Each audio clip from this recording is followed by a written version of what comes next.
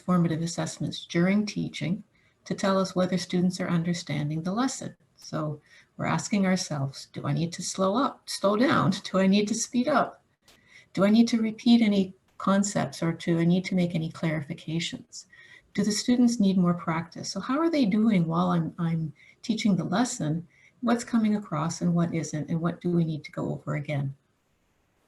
We can also use formative assessment, or we can use the information that we gather from formative assessments after we finish teaching to determine whether the lesson was effective or not. Do we need to make any changes to the lesson the next time we teach it? Formative assessments are also used by students as they provide formative feedback. So this allows them to focus on their weak areas, correct their errors and deficiencies before they complete the high-stakes graded assessment.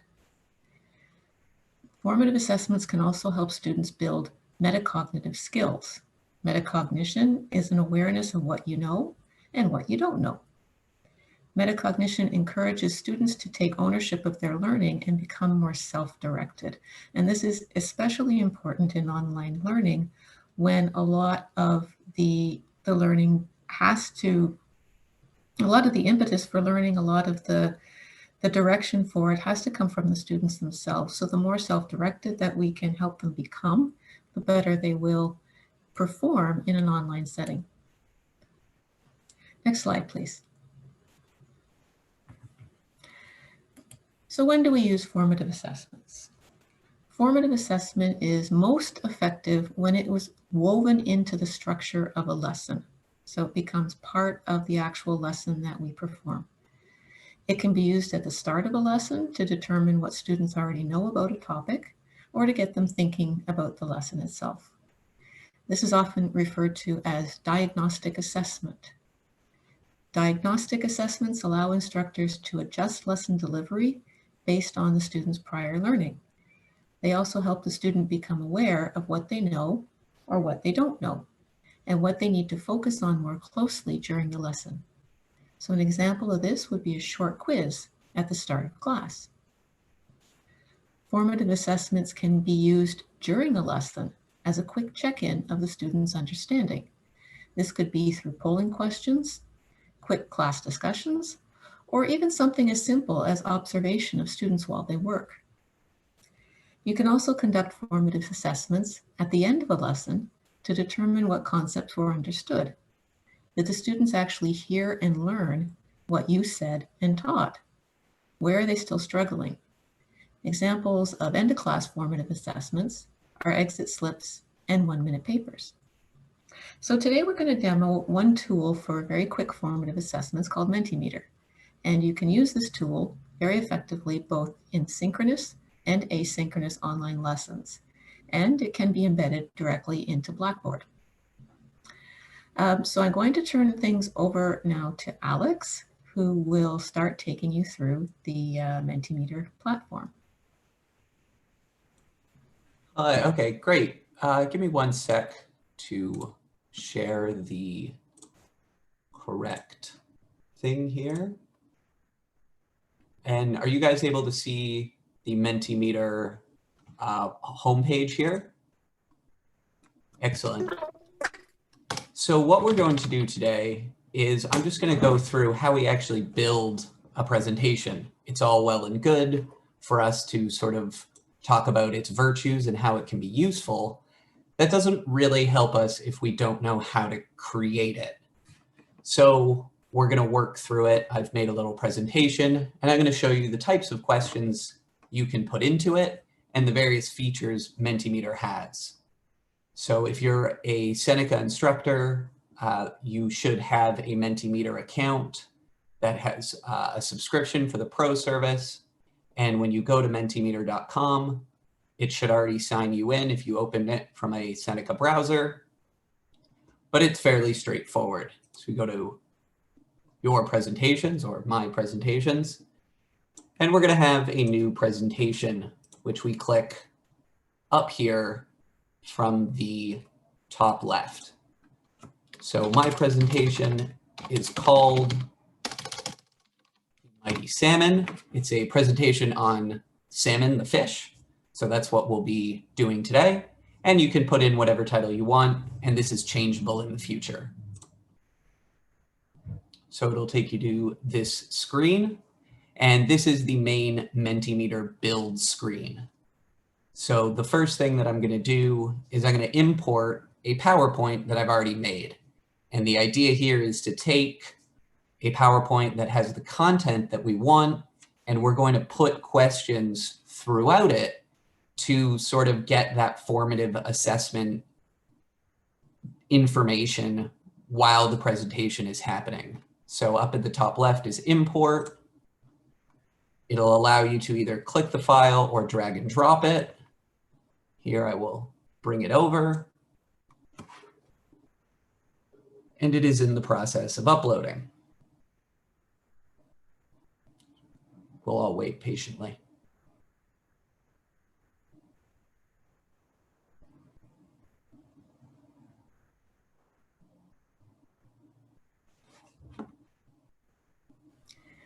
Yes, while we're waiting, there is a size limit of 80 megabytes for the presentation, or a maximum of 100 slides.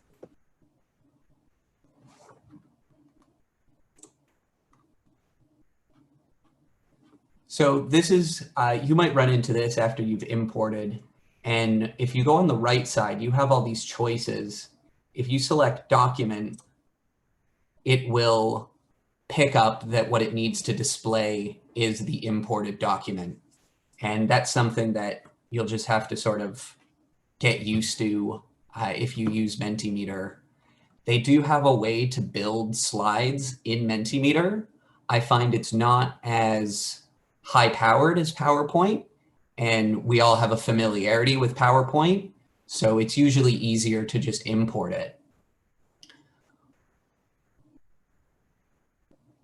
You imported PowerPoint? So the first thing, so up at the top left, you can add in a slide, and we're going to add a slide, and then you'll move to the right side where you'll see a variety of different question types. Now this is our first question, so I'm going to use something called the word cloud. And I just, straightforward, I choose that type. And my question is, so I have them pre-made, but you'll sort of type them out. And I want to just ask students, what word do you think of when you think of salmon? Now this could, I just want to sort of, it's a mini icebreaker, but also useful if we're, if you're, you've got a whole series of presentations and you just kind of want to know how the students are thinking about a certain topic. Here you can set on the right side the number of entries per participant, not usually the biggest deal. It is a good idea to always allow participants to submit multiple times. And that way, if they come up with more ideas, they can easily add those in without only getting 3. And then when we go to customize, we have some options in terms of closing the voting, hide the instruction bars, or hide the results. I usually don't play with these because when we actually present them, you'll be able to control a lot of these anyway. So we're going to reset for some reason. So there's our first question, and that's it. So it's a very rather intuitive tool. And let's say we wanted to put this before my actual title slide. On the left side, you can just drag it to where you want and reorder your slides. So I can put it wherever I want, and that makes it fairly easy. And that's the word cloud. It's not a terribly complicated question type, and it does only have limited uses in terms of how many answers, the length of the answers a student can give. Now I have my title slide. So in this slide, I have a few facts about the salmon. And I want to do a question just to check if the students are understanding. So we're going to add slide again. And this time I'm going to select multiple choice. And my multiple choice question, just to see how many students were paying attention, is how many species of salmon are there in total?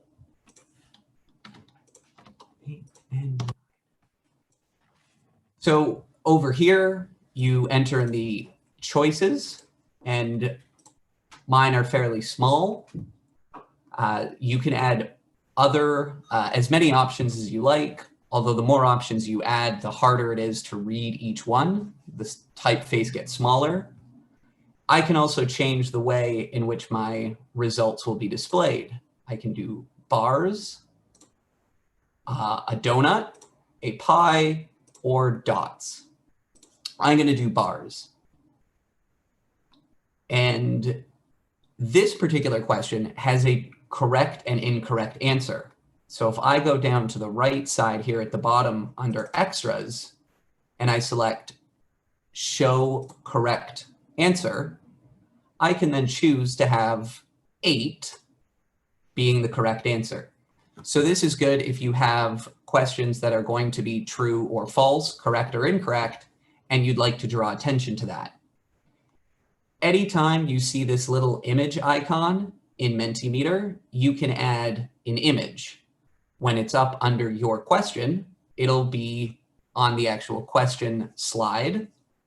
And when you select it for one of the answers, it will add, it will add it to the actual bar, the bar of the bar graph. So you can upload an image. They do have a library connected to Upslash. So I'm going to choose a salmon.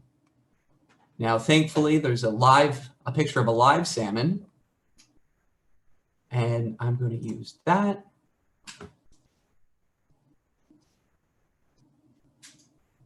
And we will wait patiently as the internet does its thing. So now when people view the presentation, there will be an image associated with this bar. So it's something that you can do to just sort of spice up the options. I'm only going to do it once because of the time it takes. However, you feel free to do it as you see fit. And again, when we go to customize, we see the same things. Most of the time, you don't really need to touch those for any question type. So I have a question based off this. And now I go to my next slide, where I talk about the salmon run. And in the salmon run, there are 2 sort of hypotheses about how salmon navigate to their spawning place. And it's the Earth's magnetic field or their sense of smell. So I want to ask students which they think is the most likely. And this one, as an opinion question, doesn't have a correct or incorrect answer, and there's only 2 choices. So I'll go down and I'll remove this choice and I'll type in Earth's magnetic core or sense of smell. And maybe for this one, I want to do a pie chart. And the idea here is I just want to get my students' opinions. What are they thinking? Which of the 2 ideas do they relate to more? And just getting a sense of where they're at. And this wouldn't be all too dissimilar to if you're in a real classroom, you would say, put your hand up for this option, put your hand up for that option. But this is a bit cleaner of a way to do it. There's no correct answer. We could do show results in percentage as a sort of just a different way to display the data.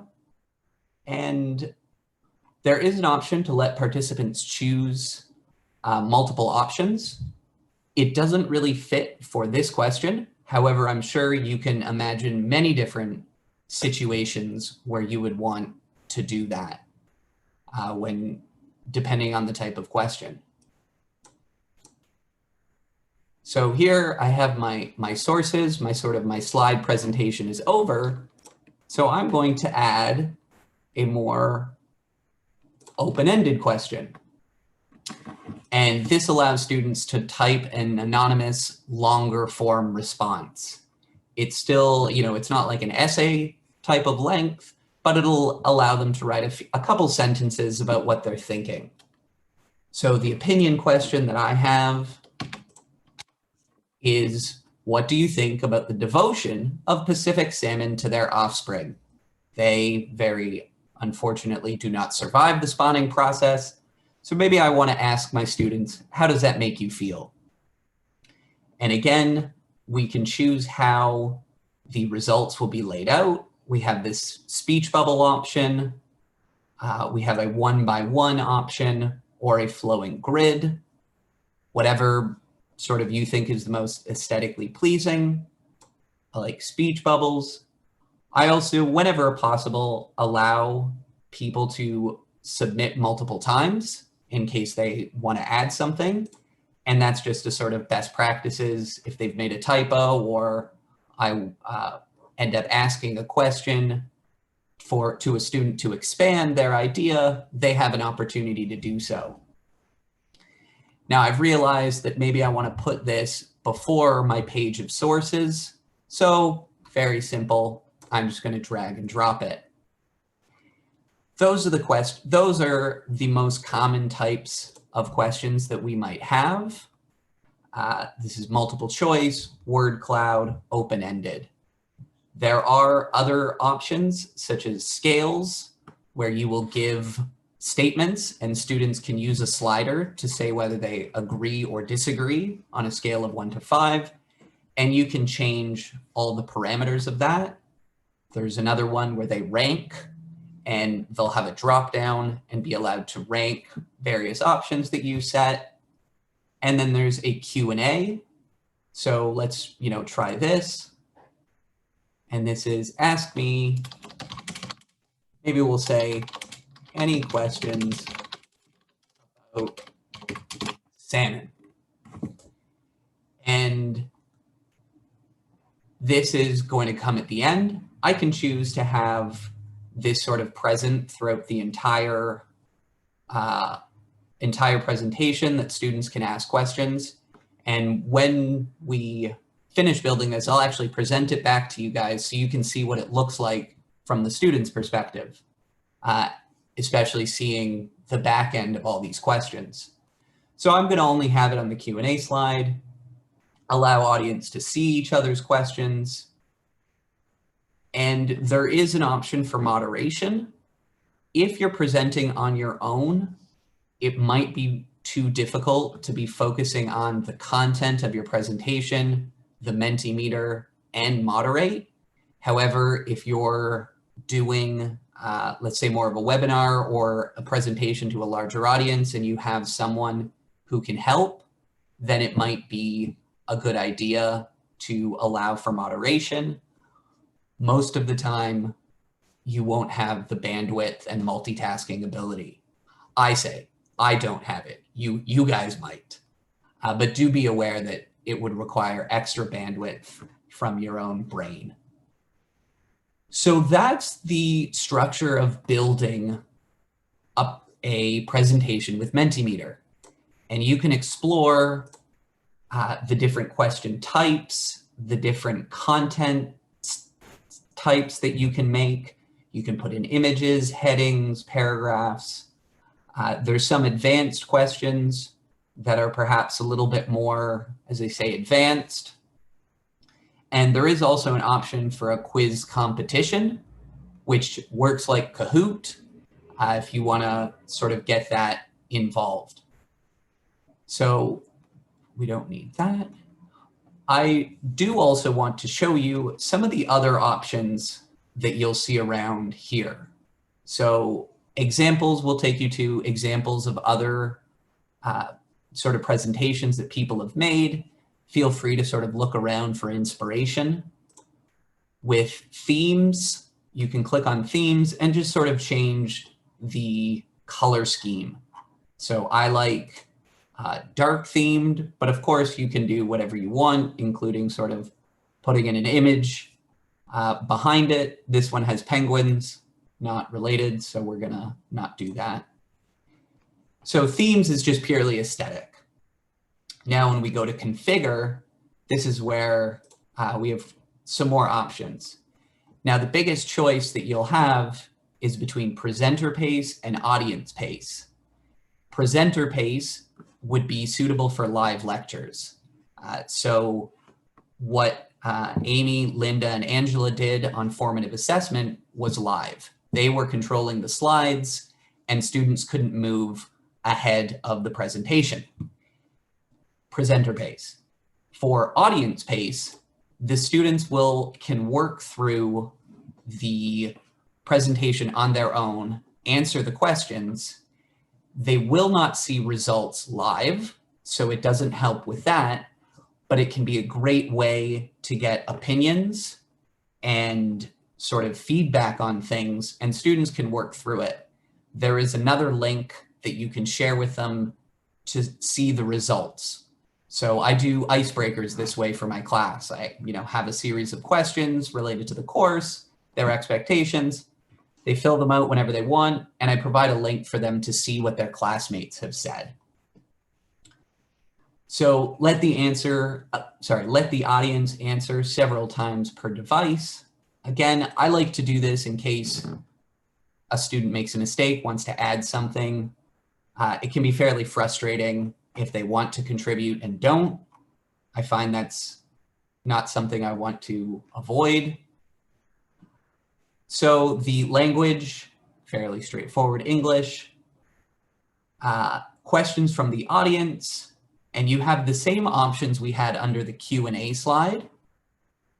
So moderation, where the questions will appear, comments from the audience. So this allows the audience to make little comments. We're going to select that just so you guys can see what it looks like and decide on your own. There are some things with a quiz that we haven't done. I haven't used the quiz, but if you do, you'll be able to see that in action. And the profanity filter, the default, I believe, there is not set in general. So you can select English, select all. I trust everyone here not to use profanity. However, if that might be something you want to avail yourself depending on the situation. These are the major settings. Between these, you have access to control almost all aspects of your presentation. Now, the last thing is, how do we share this presentation? This beautiful presentation on salmon. So we go up to the top right, and you get share. Let me just make sure, presenter pace, because I'll be presenting this. So when we share, there are multiple ways for students to enter into the presentation. They can either use the digit code, which is what many of us used for the formative assessment talk. You can also share a link with them as another option, or the QR code. Lots of options. I usually find the digit code is perfect for live sessions. The voting link is fine for asynchronous. You can also open or close the presentation in terms of, do you want people to contribute to it? And under presentation sharing, these are only about the results. So you can provide a link to the live results, or you can embed the live results.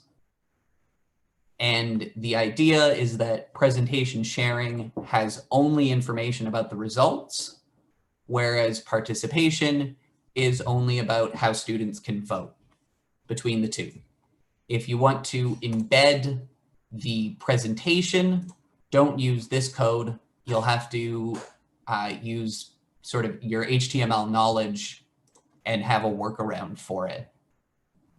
Hi, Alex. Can I just jump in for 1 second? Absolutely. Just to explain the difference between the codes and the hyperlink, the voting link, and the QR code. So the digit code is temporary. It expires in 2 days is the default. You can set that to expire to 7 days or 14 days. And the reason they do this is because they only have a limited number of codes that they can cycle through. So that prevents them from having to generate, hundreds and thousands of new numbers. It is possible to keep coming in and extending this, but you have to remember to do that. So the digit code is only valid for a short period of time.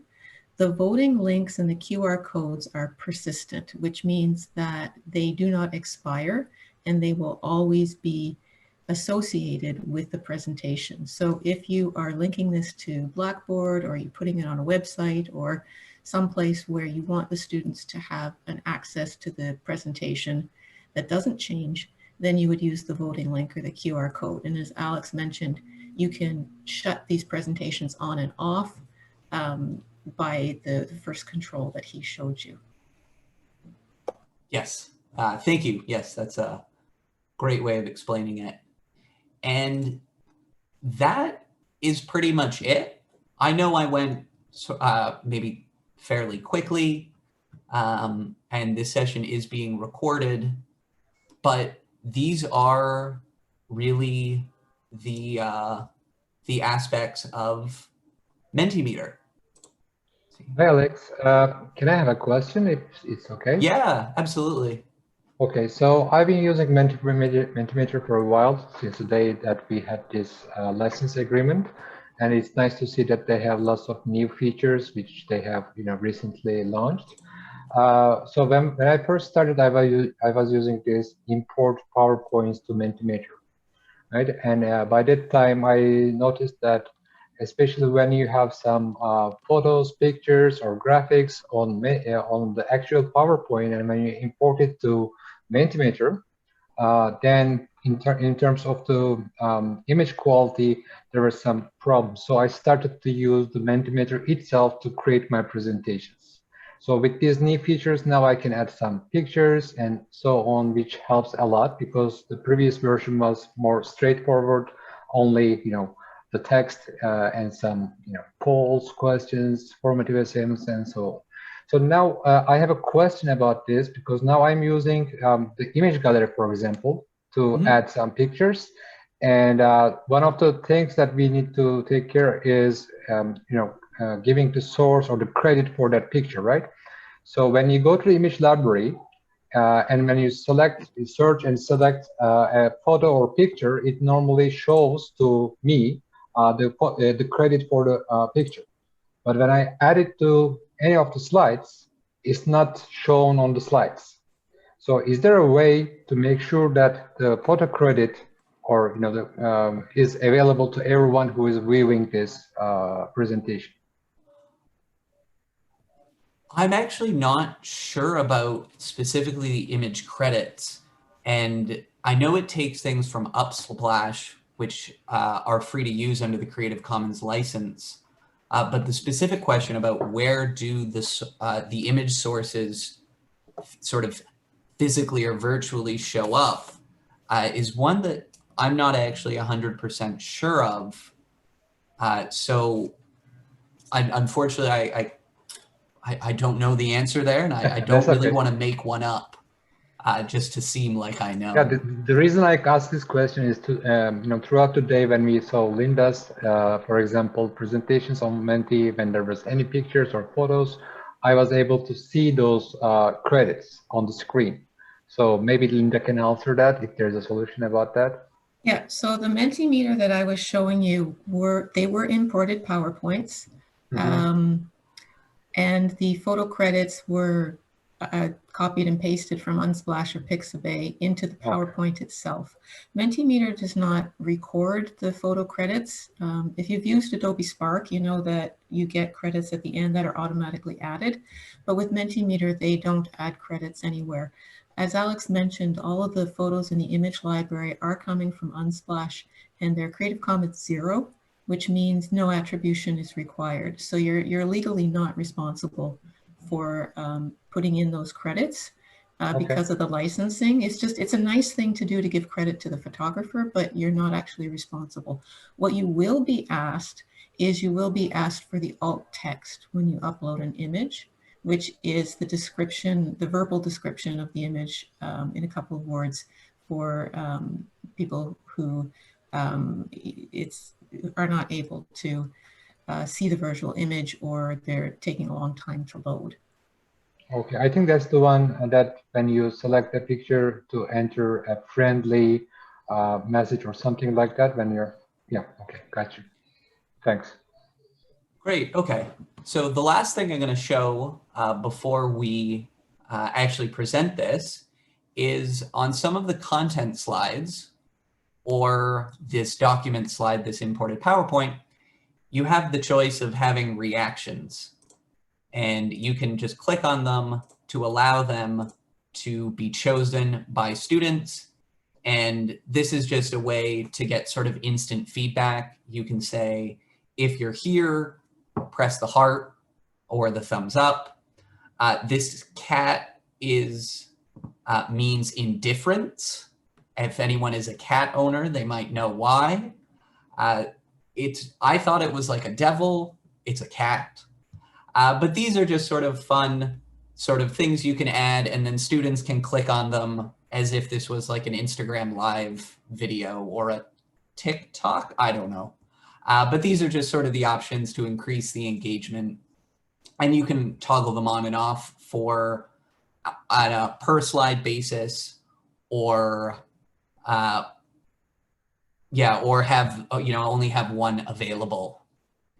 And the other thing I wanted to draw your attention to is here at the bottom for some of the questions, you can get segmentation, which basically turns it into a choose your own adventure. And this can be useful if you're making more complex, especially asynchronous presentations, where I might have a question where, I had the question on how do salmon navigate, and I might have a short answer question for those who chose the Earth's magnetism and a different short answer for those who said sense of smell. Now, I'm sure that in your own classes, you can come up with more complex and relevant applications of that. But the idea is that if you're getting into Mentimeter, there is quite a bit of sort of control that you can play around with and use. So that's all I wanted to share with Mentimeter. And for the last sort of 10 minutes or so, I was going to present it and show you some tips and tricks that you can use when you're presenting your Mentimeter to students. So I'll show you how to present, it's in the top right, bright blue button, and you just select present. It will default to full screen. I like to press escape and have this sort of window view, but it's up to you. So at this point, if everyone can go to menti.com and enter in the code, then you will see what the student sees. And while that's going on, I'm going to show you some of the controls at the bottom. So you can toggle full screen or not. You can exit the presentation. These are straightforward. Hide results is an interesting one.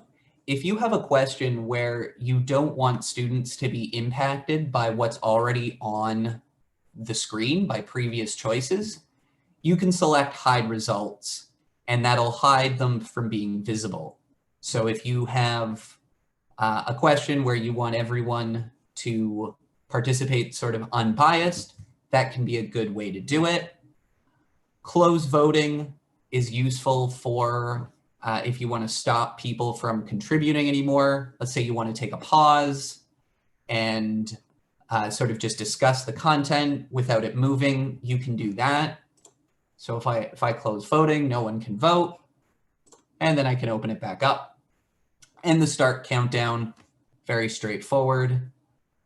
I'm a little disheartened by all the edible references to salmon that I see on the screen. It's really not in line with the mighty salmon that I was presenting, but I understand. And then you can start a countdown. And that's just a way to sort of maybe encourage people to answer, maybe scare them. Maybe you want to set a sort of, I'm going to give you 20 seconds to answer this question, and you can use them as you see fit. You can, 1 minute, 30 seconds. These are pretty straightforward. So no, cancel. And then you can move through the slides with the arrows. So this is just helpful things to sort of control your presentation while it's going on. And then there is here those 3 parallel line menus, if you click here, you see quite a few other sort of options. You have an option to toggle the vote code on and off. So if you see it is appearing and disappearing, this can be useful if if the vote code disappears, you're in the middle of a presentation, this is probably one of the first things to do to check. You can show voting instructions, and this will remove whatever you had on the slide. It'll sort of change the view and will really take a pause to give this information to students. And that might be a good way to start the presentation. So we don't need that. Showing test votes is just a way for you, especially when you're practicing or testing something, it will pretend that it's a student answering. So this is a nice way if you want to see trying a new question form. If you click keyboard shortcuts, you get this. These are all the keyboard shortcuts that Mentimeter uses. I have a PDF of that I can share as soon as I get a minute to do so. And then comments can be toggled on and off. So maybe you started with comments and it was being abused, so you're going to turn them off. Or you forgot to do comments and you'd like to turn them back on. You can toggle it there. You can reset the results. And you can sort of see the history and show trends, which I think gives it a more temporal view. But a lot of these are sort of, you can experiment with them and see. So those are the controls that will give you a sort of an edge when presenting. There's a lot of sort of capability you have during a live presentation. And it's good to be aware of them in case something goes wrong, or if everything goes right, then you have all this control. So everyone answered these questions. Great. So I have, the mighty salmon. I have my content. They're native to the North Atlantic and Pacific Oceans. There is one species of Atlantic salmon, but there are 7 of Pacific salmon. Who knew? So here is my, how many species of salmon are there in total? And you can see there's a press enter to show correct. This allows me to, at the correct time, to simply toggle the correct answer or not. And as you all can see on your own phones, that image of the salmon does show up. No, I don't think it does on your phones. It's only visible here. So we've all answered. And while this is going on, you can play with the reactions or the comments just to see what they look like. And we'll see what they look like from my end, which will be your end when you're presenting.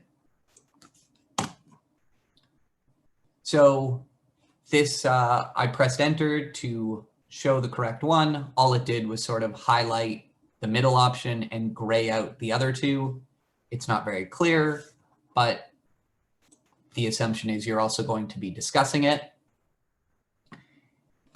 And so we see someone is playing with the comments and they just appear sort of momentarily, and you can say things like, cool, amazing, this is the best presentation I've ever been to, and other common things that we're all used to hearing. So that is the multiple choice question. Now I have the salmon run, very impressive. Now I want to know, do we think they use the Earth's magnetic core or a sense of smell? So that was my next question. And as more answers come in and this updates, we'll see that pie graph changing. And we have the percentages, which make it kind of cool. And that's it. You give a couple minutes for people to answer, and then you get a real sense of where students are at. And I'm sure we can think of many different situations where this can give us some really good feedback on, are they paying attention? Do I need to repeat something? and it seems kind of fun. You can also test all this on your own by presenting and using your phone as if you were the student. And this is a good way if you're not sure how something looks or what the student side of it is, grab your phone, present, and then you get both sides of it. And that can be really useful before you roll it out live. And then our last question is, so you are able to see about how much writing you can have and what it looks like for the student. So obviously we don't ask for very long essay questions, but a couple sentences here, and they'll appear here. They are completely anonymous. So it's a bit of a bummer if you want to ask for clarification because you're not sure who said what. But I also find that some students who might not like a more sort of public avenue for contributing definitely feel much more comfortable doing this. And then I just refer to them by their colors if I want to talk about something. And so here down at the corner, I can see how many people have participated. And this is a good way just to see, how successful it's going, how many people are there, should you wait a couple minutes? And then this button here at the bottom right beside that just indicates that the comments are on. So, and then how many comments there are. So we see this, we have bit clingy, bit fishy, natural, better parents than some humans. And then I can scroll through as well as I want. Alex, could you click on one of those? Yeah. Excellent. So when you, yeah, go ahead. I was just going to say, when you click on the individual ones, it'll bring it up and magnify it so that it's easier to read. Yeah, definitely. So I like this. This is a nice way when you want to have a sort of a conversation that is directed by students and what they find interesting or what they're not fully clear on. You can use these as a sort of launching pad for a bit more of a discussion.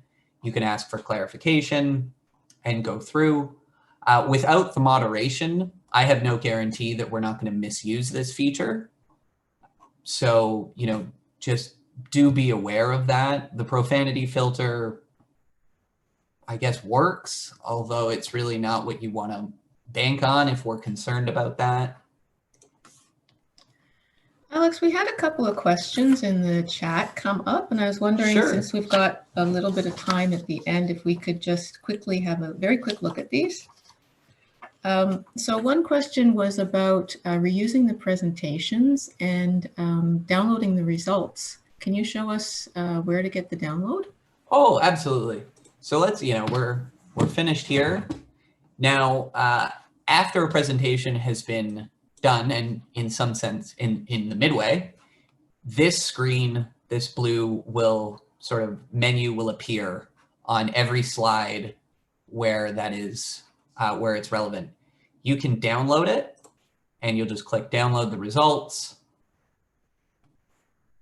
And you can download it to Excel. You can download screenshots of what it looked like. It's not incredibly sort of robust in terms of the results, but you get the Excel, PDF, or just individual slides if that's what you want. I'll download the Excel and maybe see what it looks like.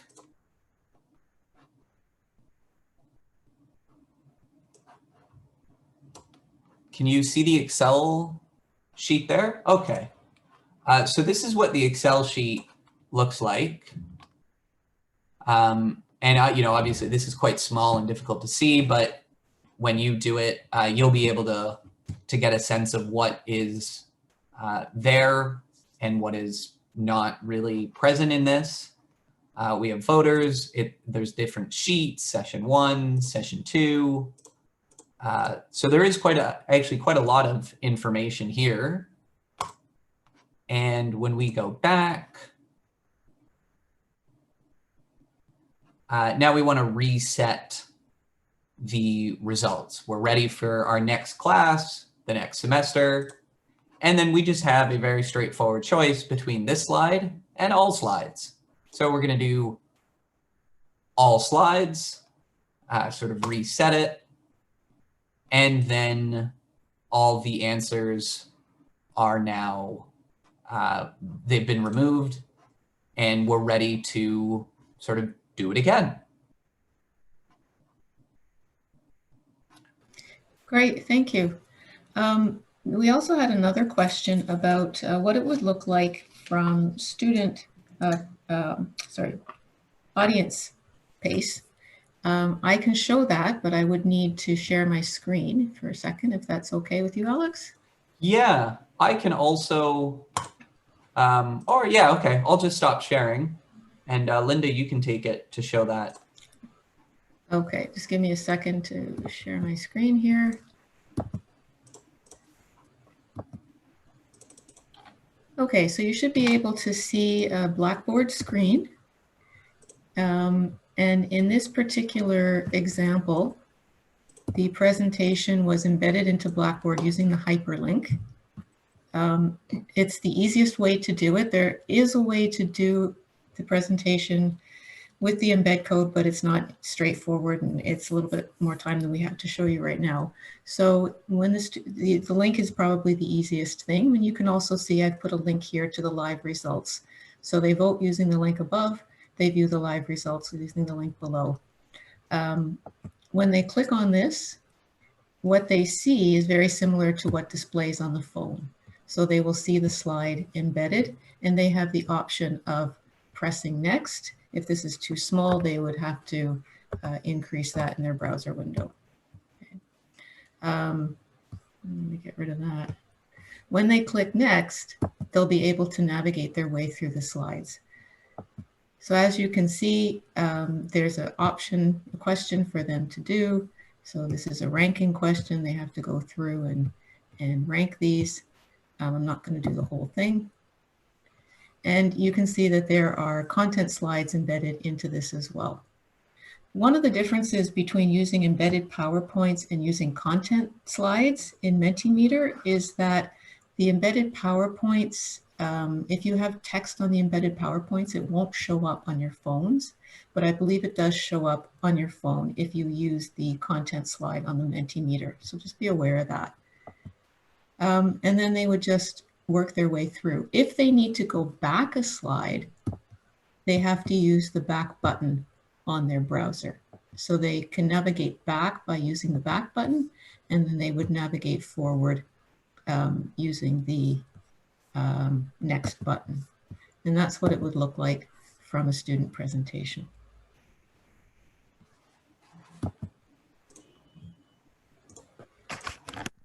Alex, any more to share? I think we're almost towards the end, but did you have any more to go through?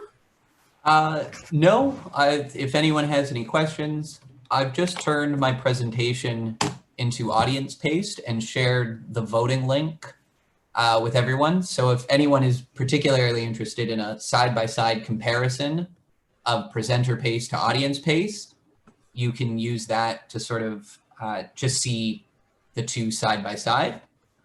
But if there's no other questions, then I think I've covered everything that I wanted to. Does anyone have any other questions? We covered a lot today. This session will be recorded. Mentimeter has some wonderful tools. There's a whole bunch of features we didn't even get to, some of the more advanced features, such as the analytics, such as the moderation and the Mentimote. So the best thing to do with Mentimeter is to just jump in and start playing around and create some simple slides and give it a try with your students. I don't know about you, Alex, but I know that my students have reacted very, very well to the audience response tools. And it's really brought the engagement level up in both, asynchronous, in both online sessions like this, but also when we were face to face as well. Yeah, absolutely. I'm finding I get a number of students who are not always comfortable with using their microphone to communicate, or even in the chat functions. So I've gotten a lot of good anonymous questions through that. And the multiple choice is, it takes a little bit of predicting where the questions will be, where the interest lies. But I find it's really easy to just gauge student ideas, and then I use them to sort of springboard to the next part of the lecture, the next discussion point.